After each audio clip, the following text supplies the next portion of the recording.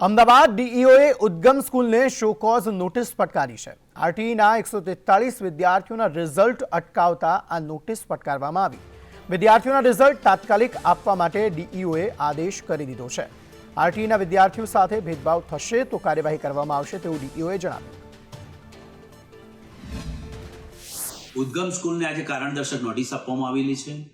ઉદ્ગમ school દ્વારા સંચાલકો દ્વારા અહીંયા એક રજૂઆત આપી હતી અને દરખાસ્ત કરી હતી કે અમારી શાળામાં 143 જેટલા વિદ્યાર્થીઓ આવક જે સરકારે નક્કી કરેલી છે 1.5 લાખ તેનાથી વધુ આવક ધરાવતા છે અને આરટીમાં અભ્યાસ કરે છે।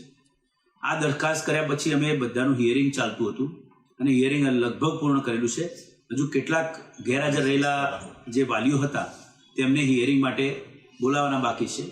આ દરમિયાન તેઓએ વાલીઓ દ્વારા જે રીતે રજૂઆત થઈ તે પ્રમાણે પહેલી પરીક્ષાનું રિઝલ્ટ અને હમણાં બીજી પરીક્ષા લેવામાં આવી તો તેનું રિઝલ્ટ વિદ્યાર્થીઓને આપવામાં આવેલું નથી તેવી રજૂઆત વાલીઓ દ્વારા થઈ તો તાત્કાલિક આજે અમે આ ઘટના બિલકુલ યોગ્ય નથી આ પ્રકારે એટલે ઉદ્ગમ સ્કૂલને નોટિસ આપી છે।